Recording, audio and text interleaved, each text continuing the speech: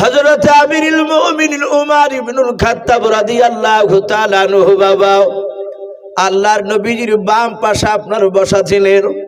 হযরত উমর নবীজির কাছে বাপজি আপনার দাঁড়িয়ে হাত ওখানা ধরে কেঁদে কেঁদে বললেন, ওগো আল্লাহর নবীজি, আপনি আমাদের চেহারার দিকে চেয়ে কেন কাঁদছেন বলার? বিশ্বনবী বলেন, সাহাবা, আমি এখানে অনেকগুলো সাহাবার দিকে চেয়ে দেখছি না বাবা, তোমরা যেদিন আমাকে চিনতে পারতা না। ওরে সাহাবা, এখানে অনেকগুলো সাহাবা দেখতে পাচ্ছি, তারা আমাকে ধরে ধরে মেরেছিল, আমি তাদের কাছে কলমার দাঁত দিতে গিয়েছিলাম। হযরতে আবু বকর নাই ওমর ফারুক রাদিয়াল্লাহু তাআলা আনহু বাবা সঙ্গে সঙ্গে আল্লাহর নবীর হাত ওখানে জোরে ধরলেন। ওমর কেঁদে কেঁদে বলছেন, নবী বেয়াদবি হলে মাফ করবেন। ওগো আল্লাহ রাসূল, যেই দিন আমি আপনাকে চিনতে পেরেছিলাম না নবী গো, সেই দিন থেকে আমি আপনাকে তার আগে বিরোধিতা করে দাও। ওগো নবীজি, জানতাম না বেঈমান আবু জেহেল আমাকে বলতো, লা তাসমাউ লিহাযাল কুরআন, খবরদার মুহাম্মদ সাল্লাল্লাহু আলাইহি ওয়াসাল্লামের কোরআনের কথা তুমি শুনে নাও। ওগো নবীজি, আমি আপনাকে দেখলি, সাহাবাদেরকে দেখলি, এভাবে কানে আঙুল দিয়ে ঘুরে ঘুরে হাঁটতাম, যেন আপনার কথাগুলো আমার কানে যেন না চলে আসে। ওগো আল্লাহর নবী, শুনেন, যেই দিন থেকে আপনাকে চিনতে পেরেছি হুজুর, সেই দিন থেকে নবী আপনার দিকে আঙুল তুলে আমি কথা বলি নাই।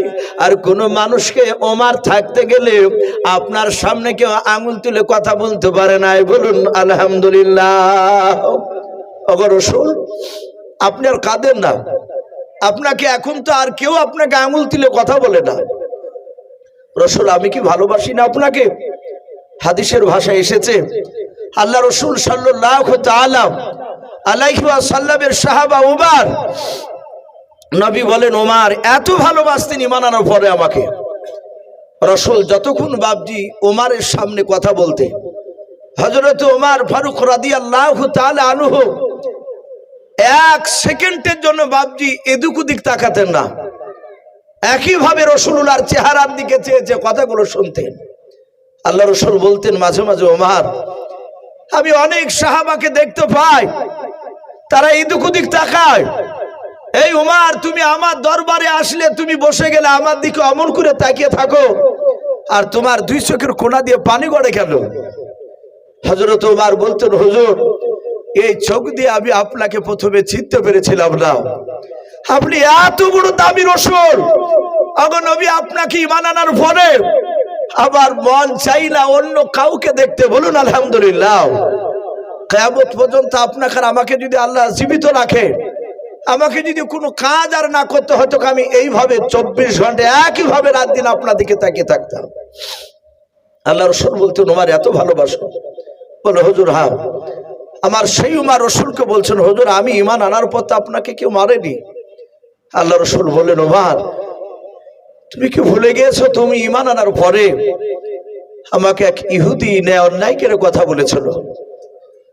সিরাতে হালবিয়া বলে একটি উর্দু কিতাব, রাসূলুল্লাহর বাপজি তাতে চরিত্র কথা জীবনী তাতে দেওয়া আছে। আল্লাহ রাসূল বলেন, ওমর, তুমি শুনবা? বলে, হুজুর একটু বলো, কবে আপনাকে ইহুদি আমার সামনে গালি দিয়েছিল? আমি ঈমান আনার পরে। কিতাবে এসেছে বাপজি, সবচেয়ে সেই জামানায় মদিনার সবচেয়ে বড় ইহুদের আলেম, তার নাম ছিল বাপজি রাহাব বলে নাম। তাওরাত জাবুর কিতাবের বাপজি সে বিখ্যাত হাফেজ ছিল। এখনো বর্তমান খ্রিস্টান গির্জায় যারা ইমামতি করে তাদেরকে পাদ্রী বলা হয়। ইহুদের আলেম সেই রাহাব পাদ্রী পণ্ডিত, সে তাওরাতে বাপজি পড়েছে আখিরি জামানার একজন রাসূল হবে। সেই নবী মুহাম্মদ সাল্লাল্লাহু আলাইহি ওয়াসাল্লামের চরিত্র সব ভালো, কিন্তু তার দুটো চরিত্র বাপজি আপনার নয়, দুটো গুণ। মুহাম্মদ সাল্লাল্লাহু আলাইহি ওয়াসাল্লামের সব গুণ ভালো, কিন্তু তার চেয়ে তার দুটো গুণ বাপজি আপনার সবচেয়ে আরো বড় মহৎ গুণ হবে, ভালো হবে। এক নম্বর, মুহাম্মদ সাল্লাল্লাহু আলাইহি ওয়াসাল্লামের সামনে হাজারো অন্যায় করলে উনি অন্যায়কারীকে মাফ করে দিবেন। বলুন সুবহানাল্লাহ। আল্লাহ রাসূলের বাপজি আপনার যিনি রাসূল হবে, তিনি জীবনে আমানতের খেয়ানত করবেন না। এই দুটো গুণ বাপজি ইহুদের আলেম রাহাব কেতাবে পড়েছে। পড়ার পরে তার একটা ভাতিজা ছিল, কেউ লিখেছেন তার ভাতিজার নাম ছিল উসামা। তো সেই ইহুদির আলেম তার ভাতিজা উসামাকে ডেকে বলছে, ভাতিজা তুমি কোথায় যাবা? বলে, চাচাজি আপনি তো জানেন আমি শাম দেশে ব্যবসা করতে যাই। ইহুদির আলেম সেই রাহাব পাদ্রী বলল, ভাতিজা তুমি যদি শাম দেশে যাও, ওখানে গিয়ে যদি মানুষ বলা বলি করে যে আখিরি জামানার পয়গম্বর মুহাম্মদ রাসূলুল্লাহ সাল্লাল্লাহু আলাইহি ওয়াসাল্লাম এই মক্কা নগরে জন্ম নিয়েছে এবং উনি নবুয়তের দাওয়াত দিতে শুরু করেছে, তাবলীগের কাজ করছে, এই কথা যদি শুনতে পাও ভাতিজা, তাহলে একটু যত তাড়াতাড়ি পারো এসে আমাকে বলবা। বাপজি আমার সোনা লালেরা, এমন একজন রসুলকে আমরা পেয়েছিলাম যে রসুল মক্কাতে জন্ম নিয়েছে, মদিনাতে রসুলুল্লাহ যায়নি, অথচ মক্কা রসুলুল্লাহর নবুয়তের কথা মদিনায় পৌঁছে গিয়েছে। বলুন আলহামদুলিল্লাহ। শাম দেশে বুশরায় বিভিন্ন বাজারে বাপজি প্রচার হয়ে গিয়েছিল। আমরা কয়েক মাস হয়ে গেল বাপজি, ওই যে কর্ণাটকের একটা মুস্কান বলে একটা ইমানদার বোন আমার, অনেক মানুষের নামটা মনে আছে, কলেজে যাচ্ছিল, আর ওই সময় জোর করে বাপজি তার সামনে অন্য স্লোগান দিচ্ছিল, আর উনি সেই তার প্রতিবাদে যারা ইমানদার হয়, আল্লাহওয়ালা হয়, তারা বাপজি পৃথিবীর একমাত্র আল্লাহকে ছাড়া কাউকে ডরায় না, ভয় করে না। আপনি আমি যদি ভয় করি, জানতে হবে আমরা পূর্ণাঙ্গ ইমানদার মুমিন এখনো হতে পারিনি। কিন্তু রাসূলুল্লাহ বলেছেন যারা আল্লাহর ওপর ঈমান আনবে, আল্লাহকে যারা বিশ্বাস করে নেবে, ঈমান পূর্ণ হয়ে গেলে তারা আল্লাহকে ছাড়া কাউকে ভয় পায় না। উনি নারে তাকবীর বলে বাপজি সে বোনটা স্লোগান দিয়েছিল, মনে পড়ছে না আপনাদের? গোটা পৃথিবীতে বাপজি আপনার মুসলমানদের ঈমানকে জাগিয়ে দিয়েছিল মেয়েটা। আমরা মেয়েটাকে বাস্তব চোখে দেখিনি, কিন্তু ইউটিউবে আমরা অনেকে বাপজি মোবাইলে দেখেছি সে বোনটাকে। তা আল্লাহ রসুল সাল্লাল্লাহু তাআলা আলাইহি ওয়াসাল্লাম মক্কা নগর থেকে বাইরে যাওয়ার আগেই রাসূলুল্লাহর কথা চারিদিকে ছড়ে গিয়েছিল। কেন? কিতাবে লিখেছে বাপজি কাবা শরীফ সারা পৃথিবীর মধ্যে মধ্যস্থল জায়গা, আর কাবা এমন একটা কাবা যে সারা পৃথিবীর মানুষ সেখানে বাপজি হজ করতে যায়। আপনার আমার টাকা যদি বাপজি হয়ে যায়, ইসলামের শরিয়াতে যে বাপজি নেশাবে মালিক বলা হয়েছে, হজ যে বাপজি আপনার ফরজ, সবারই উপর নয়। তাহলে আপনার আমার উপর ফরজ হয়ে গেলে বাপজি হজ করতে না গেলে গুনাহ আছে।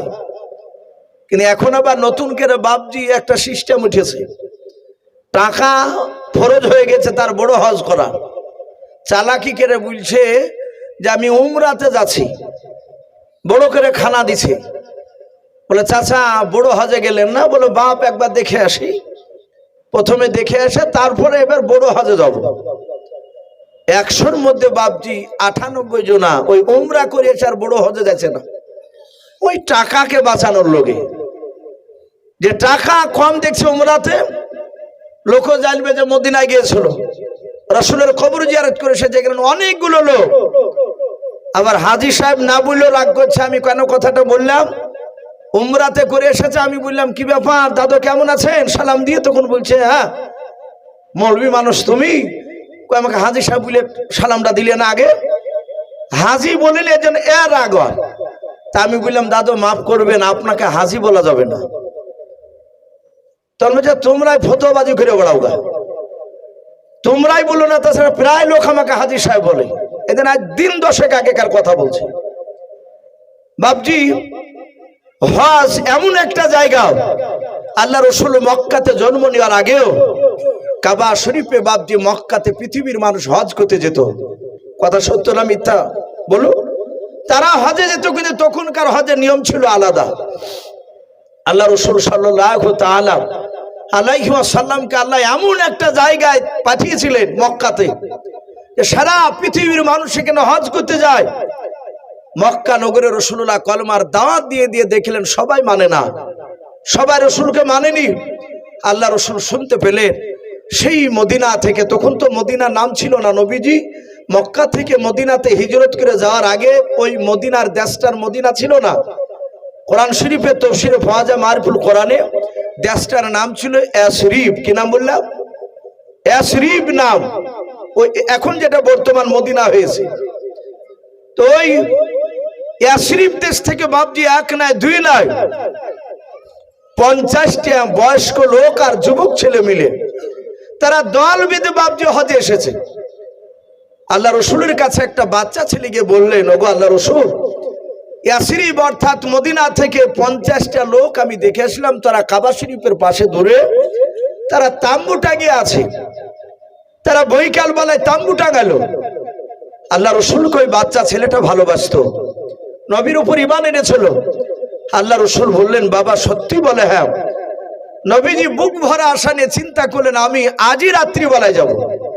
ওরা বিকালে এসেছে, তাম্বু টাঙিয়েছে, আমিও গিয়ে ওই ময়দানে গিয়ে তাম্বু টাঙাবো। তাম্বু টাঙিয়ে সারা রাত সেখানে কোরআন তেলাওয়াত করব, আল্লাহর ইবাদত করে সকালবেলায় আমি ওই মদিনার বাসীদের কাছে গিয়ে এই দ্বীনের দাওয়াত, কলমার দাওয়াত দিব।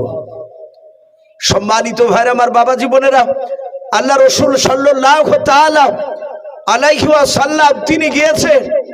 আর বেঈমান আবু জেহেল বাপজি লক্ষ্য করত যে মুহাম্মদ সাল্লাল্লাহু আলাইহি ওয়াসাল্লাম কোথায় কোথায় যায়, ও নবীর বিরোধিতা করত। আবু জেহেল দেখলো তো বেটা চলে গেল ওই মক্কা নগরে কাবা শরীফের ওই ময়দানে। তখন তো বাপজি এত ঘর ছিল না, ফাঁকা মরুভূমি পড়ে। আল্লাহ রসুলকে যেতে দেখে বাপজি বেঈমান আবু জেহেল রাত্রিবেলায় আরো 9টা লোককে, কেউ বলেছেন 10টা লোককে ডেকে সে একটা দল গুছে নিয়ে মদিনার সব বাপজি আপনার তাম্বুতে গিয়ে মানুষকে ডাকলো। তারা 5টা তাম্বু টেঙেছিল, এক একটা তাম্বুতে 10 জন করে মানুষ, 5,250 সবাইকে ডাকলো। ডেকে বলছে, এই এই ইয়াসরিব দেশের মানুষেরা, তোমরা আমাকে চিনো, আমি কে? আল্লাহ রসুলের ব্যাপারে বাপজি তারা তো জানে না, নবীর নামই শুনেনি তারা। আবু জেহেল বলল, আমি মক্কার বড় নেতা, আমি তোমাদের বাপ দাদাদেরকে ভালোবাসি, শুনে নাও, আমি তোমাদেরকে একটা কাজ থেকে সাবধান করতে এসেছি। মদিনার বয়স্ক লোকেরা বলল, ভাই আবু জেহেল, আমাদেরকে কোথা থেকে সাবধান করবা? ডাক দিয়ে বললো, ওই দেখো তাম্বু দেখতে পাচ্ছ, রাসূলুল্লাহর তাম্বুকে দেখাচ্ছে, জায়তুন তেলের বাতি জ্বালিয়েছে। বলে, হ্যাঁ দেখতে পাচ্ছি। বলে, ওই তাম্বুর ভিতরে মক্কার সবচেয়ে বড় পাগল ভরা আছে, বলুন আস্তাগফিরুল্লাহ। সারা পৃথিবীর মধ্যে শ্রেষ্ঠ রসুল, যে রসুলের বাপজির শরীর থেকে ঘাম বেরোলে মুশকে আম্বার নাই খুশবু বের হতো, বলুন সুবহানাল্লাহ। যে রসুলুল্লাহ রাস্তা দিয়ে একদিন হেঁটে গেলে, তিরমিজি শরীফে এসেছে, ওই রাস্তায় রসুলুল্লাহ বাপজি 14 দিন না গেলে ওই রাস্তায় নবত খুশবু পাওয়া যেত। মক্কার লোকেরা বলতে গিয়ে রাস্তায় দিয়ে রসুলুল্লাহ গিয়েছে। আর সেই রসুলকে বাপজি মক্কার বেঈমান আবু জেহেল নবীকে পাগল বলছে। এখনো বাপজি যারা দেখবেন আল্লাহর উপর ঈমান নাই, যারা টুপিওয়ালা দাড়িওয়ালাদেরকে দেখলে তারা ন্যায় অনেক কথা বলে বলে। আবু জেহেলরা যেমন বলতো, আবু জেহেল বলল, ওই লোকটার কাছে তোমরা রাত্রিবেলায় যাবে না। বলে, কেন? বলে, সে একটা নতুন কি কথা বলছে, ওই কথা যদি না শোনো, আমাদের বাপদাদার বিরুদ্ধে কথা বলছে, না শুনলে তার তাম্বুর ভিতরে পাথর ভরা আছে, আর সেই পাথর দিয়ে বেটা তোমাদেরকে মেরে শেষ করে দেবে। তোমরা রাতে যদি না যাও, সকালবেলায় ওই পাগলা আসবে তোমাদের তাম্বুতে। আবু জেহেল এটাও জানে যে রাসূলুল্লাহ আসবে, কৌশল করে বাপজি কথাটা বলছে। আল্লাহ রাসূল সাল্লাল্লাহু তাআলা আলাইহি ওয়াসাল্লামকে ন্যায় কথা বললো, পাগল বললো, নবীর কাছে পাথর ভরা আছে বললো। মদিনার তারা 50টা লোক বললো, ভাই আমরা রাত্রিবেলায় কেউ যাব না। কিন্তু বাপজি আবু জেহেল ভেবেছিল রাসূলুল্লাহর কথাকে তাড়াতাড়ি করে মিশে দেবে, কিন্তু আবু জেহেলরা যত তাড়াতাড়ি চেষ্টা করেছিল, রাসূলের দিনকে বাপজি মক্কা থেকে বাইরে বেরোতে দিবে না। কিন্তু তার চেয়েও তাড়াতাড়ি রাসূলুল্লাহর ঈমান আরো বাপজি কলমার দাওয়াত চারি বিশ্বে পৌঁছে গিয়েছিল, বলুন আলহামদুলিল্লাহ। চারিদিকে তাড়াতাড়ি ছড়াচ্ছে। আল্লাহ রাসূল সাল্লাল্লাহু তাআলা আলাইহি ওয়াসাল্লাম বিশ্ব নবী বাপজি তাম্বুর ভিতরে বসা, বুক ভরা আশা নিয়ে রাসূলুল্লাহ রাত্রিবেলায় ওখানে থাকবে, সকালবেলায় কলমার দাঁত দিবে। রাসূলুল্লাহ ভেবেছেন একটা দুটো লোক যদি আবার কথা মেনে নেয়, সবাই না মানলে একটা দুটো তো মানবে। মদিনার লোকদেরকে বারণ করলো। আবু সেহেল বাড়িতে মদের বোতল নিয়ে বাপজি মেতে উঠলো, বললো মুহাম্মদ সাল্লাল্লাহু আলাইহি ওয়াসাল্লাম যতই কোরআন তেলাওয়াত কর, তোর কাছে লোকগুলো যাবে না, তোকে যেতেও দিবে না। কিন্তু মানুষকে বাপজি যেখানে যত বারণ করা যায় সেখানে মানুষ বাপজি বেশি যায় না কম যায়? কথা বলে বেশি যায়। এই যে জালসার মাহফিল, ওপরে সুন্দর জায়গা, নিচে সুন্দর জায়গা, মানুষ কম। কিন্তু এখানে যদি বাপজি যাত্রার মাহফিল হতো তাহলে বাপজি গোবরের উপড়াতেও বসে মানুষ শুনতো, জায়গা দিতে পারত না। ওখানে মানুষ বারণ করে যে যেও না, ওই জায়গা ভালো না, খারাপ, ওতে গেলে নেকি হবে না। আর এখানে নেকি হবে, কিন্তু ওই জায়গাতে মানুষ চাপ দেয় বেশি। আবু সেহেল বারণ করে গেল, আর মদিনার লোকেদের ভিতরে তোলপাড় শুরু হয়ে গেল। ওই তাম্বুর ভিতরে পাগলটা আছে ভরা, বলে গেল সে কালো না ধুলো, সে মোটা না সরু, তার পোশাকগুলো ময়লা যুক্ত না পরিষ্কার, তার চুলগুলো এলোমেলো হয়ে আছে না, একটু দেখার দরকার। জোরে বলুন সুবহানাল্লাহ। ভাইরা আমার, বাবা জীবনেরাও, মদিনার 50টা মানুষ বাপ যে তাদের মধ্যে থেকে বয়স্ক লোকেরাও ওই তাম্বুর দিকে লক্ষ্য করে রাত্রিবেলা বলেছিল, বন্ধুরা আমরা মদিনার যেই সব মানুষগুলো একত্রিত হয়ে এসেছি মক্কা নগরে, বলে হ্যাঁ আমরা এখনই তাম্বুর ভিতর থেকে বেরিয়ে ফাঁকা জায়গায় বসে পড়ি। সবাই মিলে বাপজি ফাঁকা জায়গা তারা মিটিং করার জন্য বসে পড়ল। বয়স্ক লোকেরা ডাক দিয়ে বলেছিল, গো যুবক ছেলেরাও, তোমরা কি দেখেছো ওই মক্কার ওই যে তাম্বুর ভেতরে পাগলটা ভরা আছে, ওই পাগলটাকে কি তোমরা এর পূর্বে কোথাও দেখেছিল বলো? ওই যুবকরা ডাক দিয়ে বলেছিল, চাচা আজ জীবনে প্রথমে মক্কা নগরে এসেছে হজ করতে, চাচাও আজ রাত্রিবেলা থাকার উপর সকালবেলায় কাবা তওয়াফ করে বাড়ি চলে যাব। ওগো চাচা, আমরা এর পূর্বে কোনোদিন পাগলকে দেখে নাই। ওগো চাচা বলল, আপনারা কি ওই পাগলটাকে কোনোদিন দেখেছেন বলো? বয়স্ক লোকেরা বলো, না বাবা আমরাও তো দেখি না।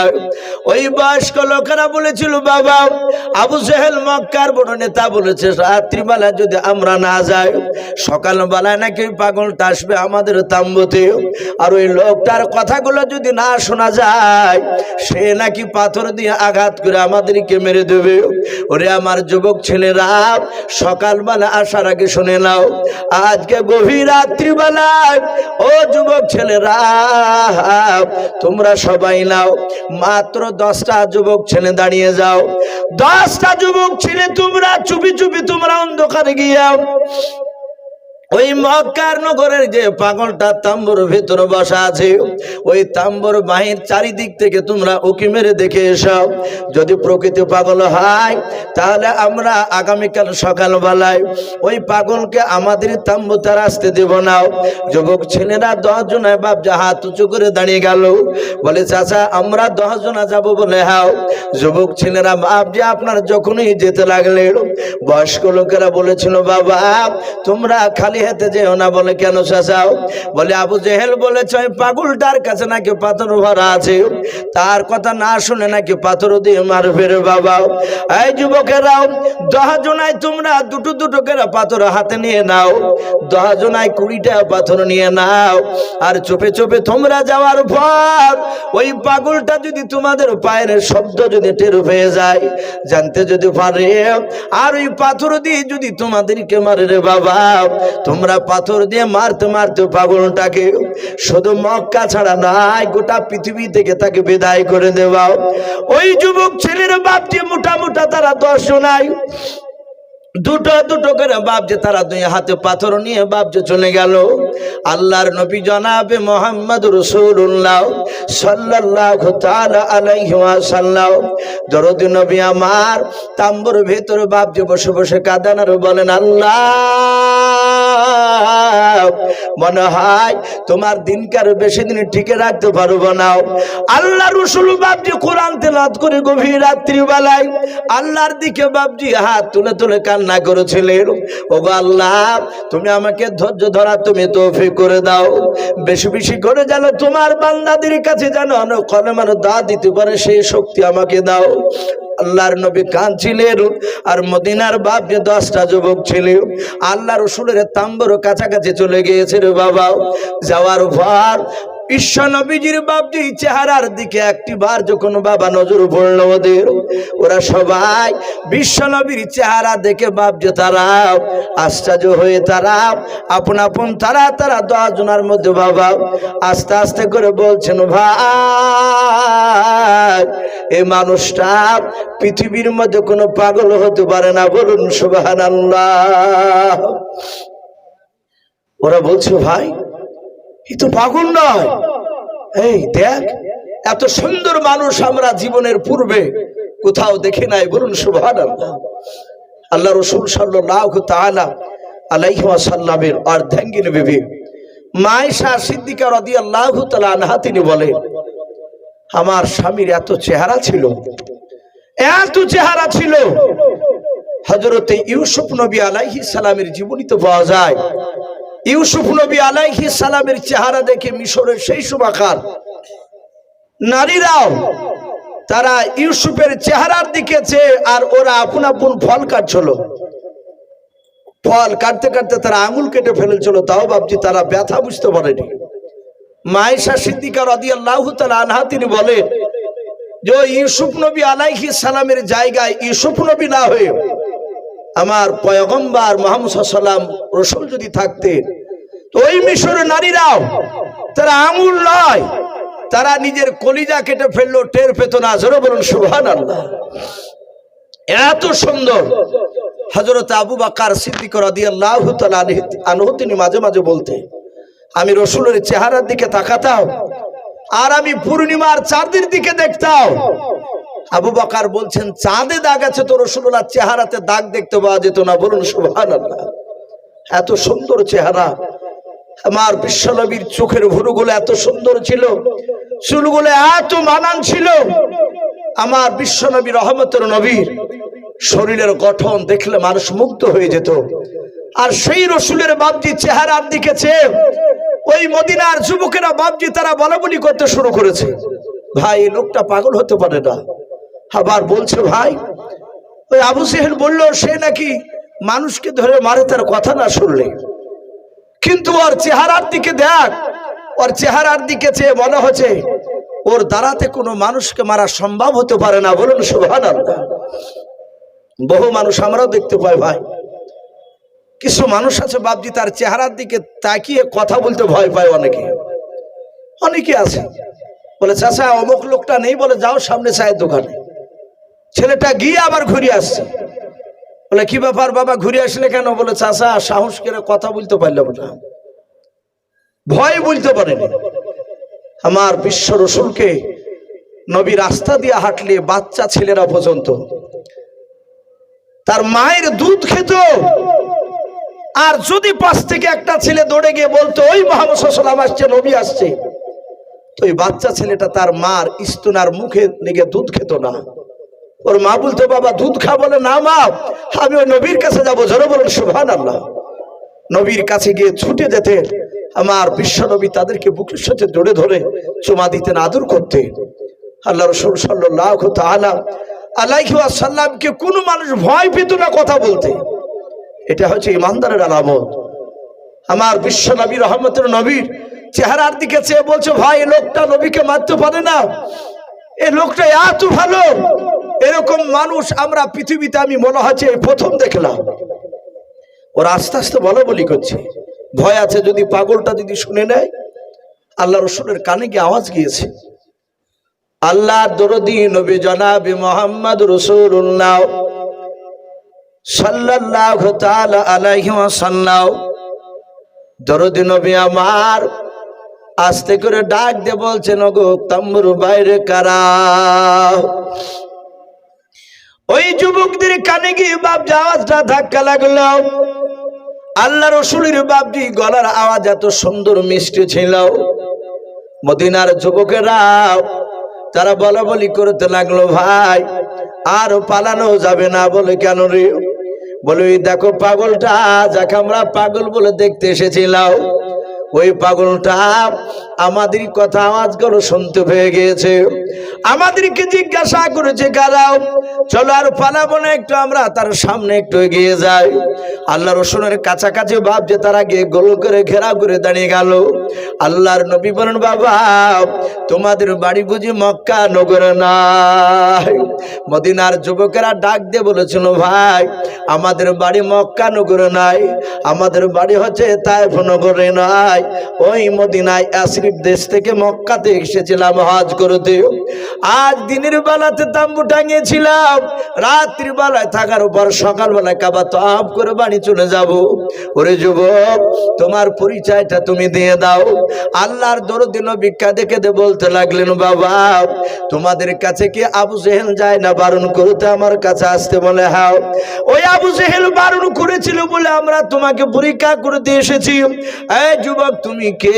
তোমার নামকে পরিচয়টা দাও।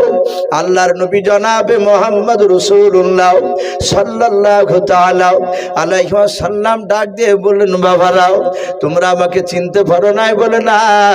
বলে আমি রহমাতুল আলামিন পয়গম্বর জনাবে মুহাম্মদ রাসূলুল্লাহ সাল্লাল্লাহু তাআলা আলাইহি ওয়াসাল্লাম, আল্লাহ আমাকে নবী রাসূল করে দুনিয়ার বুকে পাঠিয়েছেন জাহান্নামের মানুষদেরকে জাহান্নামের রাস্তা থেকে জান্নাতের রাস্তা দেখানোর জন্য। ওরে আমার যুবক বাবা,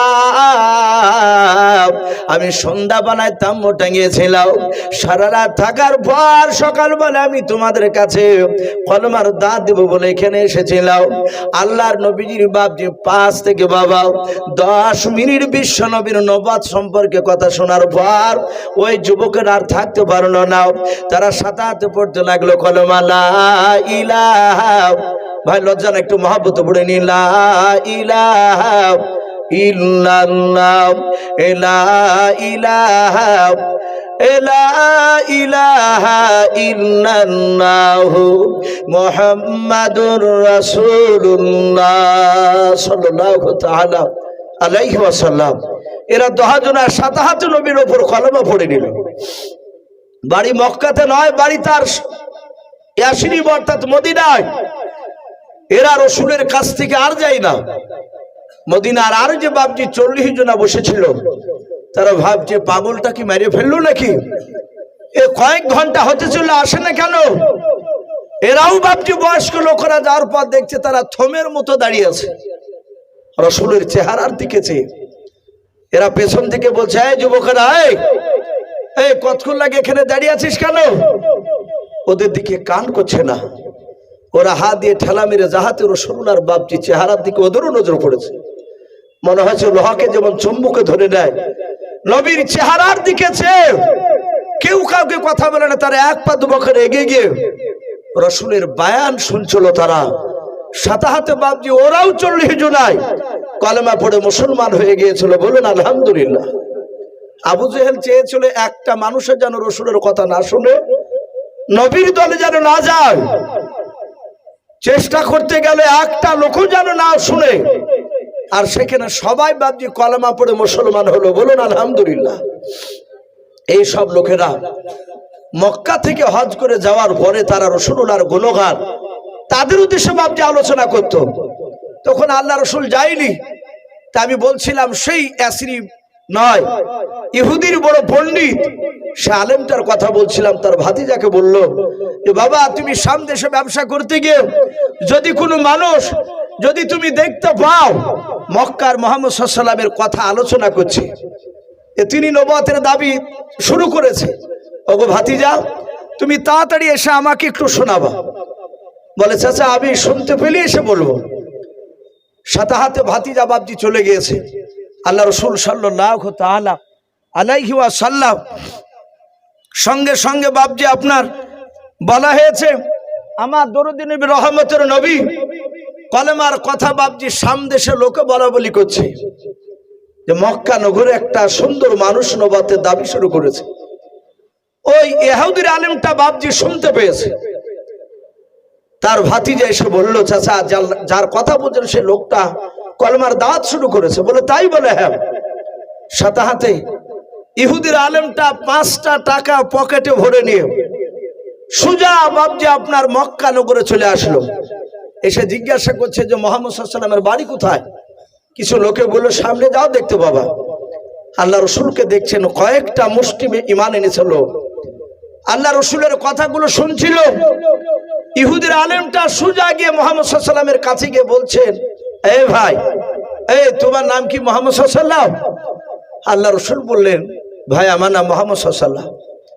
ডাক দিয়ে বলল, তুমি কি নবী প্লাস রসুল? আল্লাহ রসুল বললেন, হ্যাঁ আমি নবী প্লাস রসুল।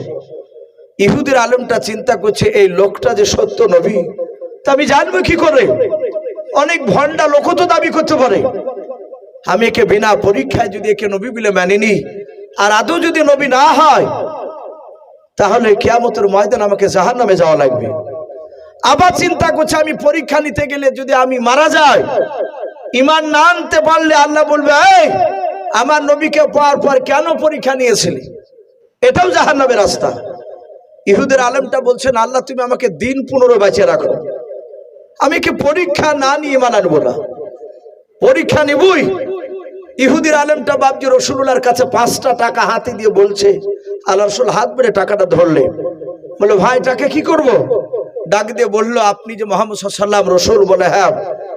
এই মুহাম্মদ সাল্লাল্লাহু আলাইহি ওয়াসাল্লাম, এই লেওদা করে বলছে, প্রথমে তো রসুলকে চিনে না। বলে শোনো, আমি তোমার কাছে 15 দিনকার দিন আসবো, আর এই 5 টাকার বিনিময়ে তোমার কাছ থেকে আমি 20 কেজি খেজুর নেবো। আল্লাহ রসুল মুচকে হাসি দিয়ে টাকাটা পকেটে রেখে দিলে। ইহুদের আলেম বাড়ি চলে গেল। 1 2 3 4 করে দিন ঠেলছে। 10 দিন বাবজি পার হয়নি। 10 দিনকার দিন সকালবেলায় সুজা বাবজি আপনার ইহুদের একদম মক্কা নগরে টাটকা ইমানদার সাহাবা হযরত আমিরুল মুমিনিন ওমর ইবনুল খাত্তাব রাদিয়াল্লাহু তাআলা আনহু, মাত্র 4 দিন হয়েছে মানানা। সেই দিনকার দিন 4 দিনকার দিন ওমর বসে আছে নবী দরবারে। আর সেই সময়তে বাবজি ইহুদের আলেমটা সুজা এসে আল্লাহ রসুলের কাছে এসে বাবজি এইভাবে কলার খানাকে ধরলো। আল্লাহর নবী জনাবে মুহাম্মদ রাসূলুল্লাহ সাল্লাল্লাহু তাআলা আলাইহি ওয়াসাল্লাম দরদি নবী বলেন, ওগো ভাই তুমি আমার কলারটা কেন ধরে টানছো মালাও? ওই ইহুদির আলেম ডাক দিয়ে বলেছিল, রে মুহাম্মদ, আমরা বলি সাল্লাল্লাহু তাআলা আলাইহি ওয়াসাল্লাম অত দরুদ পড়া জানে না, দরুদ পড়তে হয় তাও বাবজি ইহুদির আলেম জানে না। আল্লাহর নবীকে বাবজি অশ্লীল ভাষায় কথা বলতে লাগলো। বলে তোকে কারা নবী বলে মানে বল, সত্য নবী বলে মানে বল। আল্লাহর নবী বাবজি সাহাবাদের দিকে তাকে বললেন, এরা সবাই আমাকে সত্য নবী বলে মানে। সাথে হাতে বললো, ভাই এই ভাই তুমি আমাকে কেন এদ ভাষায় কথা বলছো, আর কলারটা কেন ধরেছে, কেন তুমি ছাড়ো নাই? ইহুদের আলেম বলল, তোকে এরা জানে না তাই সত্য নবী বলে মানে। তুই পাকা ভণ্ডাও, তুই পাকা মিথ্যাবাদী, তোর বাপ মিথ্যাবাদী, তোর দাদা মিথ্যাবাদী।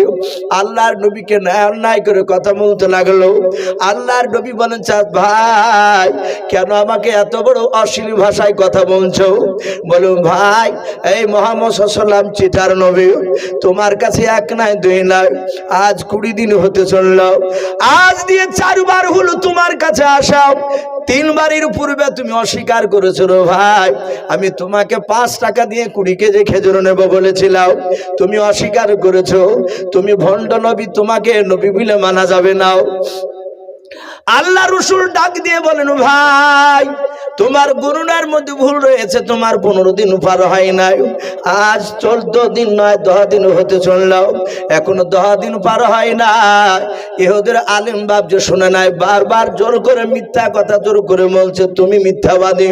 হযরত আমিরুল মুমিনিন ওমর ফারুক রাদিয়াল্লাহু তাআলা আনহু নবীজির বাবজি ডান পাশে বাবজি অলঙ্গা তলোয়ার নিয়ে বসেছিলেন। হযরত ওমর ইহুদের বাবজি চেহারার দিকে চেয়ে দেখলেন, দেখলেন ইহুদি হাত খানা আমার নবীজির কলার কানা ধরে আছে। হযরত ওমর বিশ্ব নবীকে গালি দেওয়া দেখে ওমরের দুই চোখের কোনা দিয়ে পানি করছে, চোখ দুটো লাল হয়ে গিয়েছে। ওমর বাপজি সহ্য করতে না পেরে ডাক দিয়ে, রে বাবা তলোয়ারের উল্টো পিঠ দিয়াও সাতাতে বাবা তলোয়ার দিয়ে আঘাত করে বলছে, বেঈমান হাত নামাও। ওমর এখনো মরে নাই, জিন্দা আছে, জোরে বলুন সুবহানাল্লাহ। আল্লাহ রাসূলের বাপজি কলার খানা বাপজি ছুটে গিয়েছে, ওমরের তলোয়ার দিয়ে উল্টো পিঠ দিয়ে এমন জোরে আঘাত করেছে রে বাবা, ইহুদের হাতে এত জোরে আঘাত লেগেছে। আল্লাহর নবী বলেন ওমরের দুই বাহুতে বাপজি এত আল্লাহ শক্তি দিয়েছিলেন, ওমরের দুই হাতে বাবা এক না দুই না পৃথিবীর বুকের যুবকেরাও 50টা যুবকের শক্তি একাই আমার ওমরের দুই হাতে দিয়েছিলেন আল্লাহ, জোরে বলুন সুবহানাল্লাহ।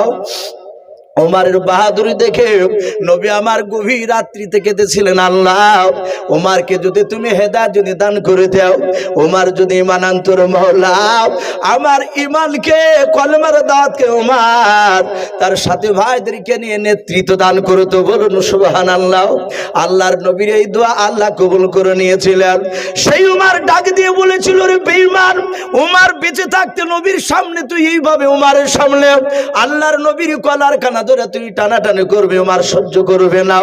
ইহুদির হাতে লেগেছে, ইহুদি হাত খানা বুকের সাথে বাপ যেভাবে জড়ে ধরে আল্লাহ নবীর চেহারার দিকে চেয়ে চেয়ে দেখতে লাগলো। ওই ইহুদির দুই চোখের কোনা দিয়ে পানি গড়ছে, এত জোরে তলোয়ারের উল্টো পিঠ দিয়ে আঘাত লেগেছে। ওমর তলোয়ার মারার পর আল্লাহর নবীকে ডাক দিয়ে বলো, হুজুর আপনি হুকুম দেন এই বেঈমান এই ইহুদির আলেমকে আর পৃথিবীর বুকে বেঁচে রাখবো না, এখনই জবাই করে কে হাবিয়া দুজকে পাঠিয়ে দেব। আল্লাহ রাসূল ইহুদির দিকে তাকিয়ে দেখলেন, ইহুদি তাকিয়ে আছে, ইহুদি মনে মনে চিন্তা করেছে, আল্লাহ তোমার নবীকে আমি ইমতিহান নিতে এসেছি, পরীক্ষা নিতে এসেছি, দেখিও তোমার নবী ওর সাথী যে উমর আমাকে মেরেছে দেখে এর বিচার করে কিনা, যদি না করে তাহলে জানবেনি আখিরি জামানার নবী না। আল্লাহর নবী বলেন, উমর উত্তেজিত হয়ে না, বসে যাও। হযরত উমর বাপজি তিনি বসে পড়লেন। আল্লাহর নবী জনাবে মুহাম্মদ রাসূলুল্লাহ সাল্লাল্লাহু তাআলা আলাইহি ওয়াসাল্লাম ডাক দিয়ে বলেন, ওমর রে তোমার কলা ধরেছিল ইহুদি না আমার কলা ধরেছিল বলো। ওমর বুঝতে পেরেছেন আমার বেয়াদবি হয়ে গিয়েছে, আবেগে না থাকতে পেরে আমি তাকে মেরে দিয়েছি। আল্লাহর নবীজির সাহাবা ওমর বলছিল, হুজুর আমার কলা ধরে না আপনার কলা ধরেছিল। আল্লাহ রাসূল বলেন, ওমর আমি কি তোমাকে মারতে হুকুম দিয়েছিলাম? বলে নাও। বলে নবী আপনার উপর ঈমান আনার পর আমি এত আপনাকে বিশ্বাস করি নবী গো, সারা পৃথিবীর মানুষ একদিকে যদি হয়, যদি বলে আব্দুল্লাহর সন্তান মুহাম্মদ সাল্লাল্লাহু আলাইহি ওয়াসাল্লাম মিথ্যাবাদী, ওগো আল্লাহর নবী যে আমি ওমর আমি কোনোদিন বিশ্বাস করব না, বলুন সুবহানাল্লাহ। আপনাকে এত ভালোবাসে নবী শুনেলেন, তাই আমি সহ্য করতে না পেরে রাসূল আমি ইহুদিন আমি হাতে তলোয়ার মেরে দিয়েছি, উল্টো পিঠের আঘাত। আল্লাহ রাসূল ডাক দিয়ে বলেন, ওরে আমার সাহাবা ওমর আমি পয়গম্বর রাসূল বললাম তুমি এখন ইহুদিন হাত দুখানা ধরে ক্ষমা চাও। হযরত ওমর আর বাপজি দাঁড়ালেন নাও। ওমর দাঁড়িয়ে গিয়ে ইহুদির হাত দুখানা ধরে ডাক দিয়ে বলেন, ইহুদি ভাই ওমর কিন্তু বাতিলের কাছে মাথা নত করা বান্দা নয়। এই ভাই আমার বিশ্বনবী পয়গম্বর তোমার হাত ধরে ক্ষমা চাইতে বলেছে, তাই আমি তোমার হাত দুখানা ধরে ক্ষমা চাই, ভাই তুমি আমাকে মাফ করে দাও। ইহুদি চোখ দিয়ে আরো পানি ঝরছে, এবার ব্যথা বাপজি ভুলে গেছে। রাসূলুল্লাহর আখলাক চরিত্র নবীজির বাপজি দেখলো, হারে আমার বিশ্ব নবী বললেন, ইহুদি ভাই আমি ওমরের হয়ে তোমার কাছে ক্ষমা চাই, তুমি আবার ওমরকে ক্ষমা করে দাও। ইহুদি বাপজি আর দাঁড়িয়ে থাকতে পারলো না, ও বুঝতে পারলো ইনি আখিরি জামানার রাসূল। সাতাহাত নবীর হাতে হাত দিয়ে উনিও কলেমা পড়ে মুসলমান হয়েছিলেন, বলুন সুবহানাল্লাহ। ভাই আমি বলছিলাম সেই রাসূল সাল্লাল্লাহু তাআলা আলাইহি ওয়াসাল্লাম নবীর সাহাবারা এত নবীকে মানতে, সাহাবায়ে কেরাম রাদিয়াল্লাহু তাআলা আনহু তারা রাসূল সাল্লাল্লাহু আলাইহি ওয়াসাল্লামের বাপজি কথা শুনে তারা সাথে সাথে আমল করতেন। ভাই রাত্রি ফেরায় 7টা বাজতে চললো, আমাকে বাপজি কাগজ দিয়ে একটু ইশারা করেছেন, আর প্রথমে বলেছিলেন কমিটি ভাই যে ভাই মসজিদ আমাদের আলহামদুলিল্লাহ অনেক বড় হয়ে গেছে, আপনি একটু শেষের বেলাতে একটু মানুষের কাছে চাইবেন, ইনশাল্লাহ দিবেন। তাই এখানে অনেক বাপজি ভাই রয়েছেন, কার আব্বা, কার মা, কার দাদা, কার দাদি, কার নানা নানি, অনেকের বাপজি আমাদের চলে গেছে। সে অন্ধকার কবরে বাপজি শুয়ে আছে, অন্ধকার কবর থেকে বাপজি চেয়ে আছে, হয়তো একটু আবার জন্য কেউ দোয়া করবে। তাই বাপজি এখানে অনেক আল্লাহওয়ালা বান্দা রয়েছে, অনেক বাপজি ভাই রয়েছে। আমি আপনাদের কাছে ভাই একটু দেখতে চাই। আমি দেখলাম মসজিদে বাপজি কাজ ফিট করা আছে, আমি দেখলাম মসজিদে কাজ ফিট করা আছে। তার মানে আমাকে বললেন ইমাম সাহেব যে হুজুর আমাদের মসজিদে এসিরও দরকার। যদি কোনো আল্লাহর বান্দা এখানে থাকেন যে মসজিদে একটা এসি দিবেন ইনশাল্লাহ, বাপজি একটু হাত উঁচু করে বলতে পারে। আর যেসব বাপজি ভাইরা, মা বোনেরা পর্দার আড়াল থেকে শুনছে, বাপজি ভাইরা সামনে বসে আছে, আমি একবার নারে তকবীর দিব, বেশি নয় আপনার 10,000 করে টাকা, বেশি নয় 10,000 করে টাকা বাপজি 10 জনাকে আমি একটু দেখতে চাই কোন আল্লাহর বান্দা রয়েছে এই মসজিদকে বাপজি তৈরি করার জন্য ইনশাআল্লাহ দিবেন। আল্লাহ রাসূল বলেছেন মাম বানালিল্লাহি মাসজিদান বানাল্লাহু লাহু বাইতান ফিল জান্নাহ। নবী বলেছেন যারা মসজিদে টাকা দান করলো তাদের জন্য আল্লাহ জান্নাতে একটা ঘর বানাবেন। জোরে বলুন সুবহানাল্লাহ, বলেন আরে তাকবীর। ভাই একটু আল্লাহু আকবারটা জোরে বলবো। নবী বলেছেন আল্লাহর কাছে আল্লাহু আকবার যখন কোনো বান্দা বলে, আল্লাহ এত খুশি হয়, এত খুশি হয়ে যায়, তার জীবনের সব গুনাহকে মাফ করে দিয়ে আসমান জমিনের ফাঁকা জায়গায় আল্লাহ নেকিতে ভরপুর করে দেয়। বলুন সুবহানাল্লাহ, বলেন আরে তাকবীর।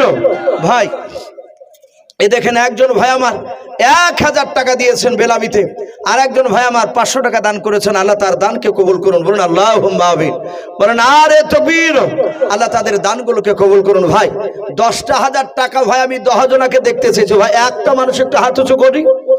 10,000 টাকার কোন আল্লাহর বান্দা নাই? ভাই একটু তাড়াতাড়ি আসো। ভাই এই মসজিদের কমিটি, এই গ্রামের অনেক বাপজি ভাই রয়েছেন, বাইরে থেকে এসেছেন আল্লাহর ঘরকে তৈরি করার জন্য। ভাই একটু আসি। কার মা কার বাপ অন্ধকার কবরে শুয়ে আছে সেই দিকে লক্ষ্য করে তাদের নাম করে একটু আমরা দানের হাতটা একটু বাড়িয়ে দিই। ভাই 10,000 টাকা, বেশি নয়, একটু আসো ভাই। আমি প্রথমে ওঠার সময় এই কাগজটা দেখান তো ভাই, ভাই একটু আসি। ভাই বেশি নয়, আপনাদের কাছে বেশি নয়, 10,000 টাকা চেয়েছি। এ দেখেন সাকিব শেখ, উনি 1000 টাকার দাতা, বলুন মারহাবা। তারপর আশিবন বেওয়া 500 টাকা। আল্লাহ তাদের দুজনার দানকে আল্লাহ কবুল করুন, বলুন আল্লাহুম্মা আমিন, বলেন আরে তাকবীর। ভাই একটা মানুষকে হবে না ভাই 10,000 টাকা? জি একটু তাড়াতাড়ি আসে, এখানে আসেন না ভাই টাকাটা একটু ধরার জন্য। এ দেখেন ভাই একটা ছোট্ট ছেলে 600 টাকা দান করেছেন, বলেন আরে তাকবীর। বেনামিতে দেখো বান্দা কোথায় যে ছিল, আল্লাহ নাম শুনে দেখো 600 টাকা দিলাম। 600 টাকা বলে মলে করিও না হেলাম, নেকিরে খাতাই মলা লিখিও গো মেলা, বলেন আরে তাকবীর। এ শামসুল হক নামে দেখো বান্দা কোথায় যে ছিল, আল্লাহ নাম শুনে দেখো 3000 টাকা দিলাম। যার সাথে যে নিয়াতে করিয়াছে দান, দানকে কবুল করো তুমি সুবহান। অগবারি দোয়া করি অগো পাকবারি, মিজানেতে নেকির পানা করো নিও ভাই আল্লাহুম্মা আমিন। বেনামিতে দেখো বান্দি কোথায় যে ছিল, আল্লাহ নাম শুনে দেখো 500 টাকা দিলাম। 500 টাকা বলে মলা করিও না হেলাও, নেকিরি খাতাই মলা লিখিও গো মেলা।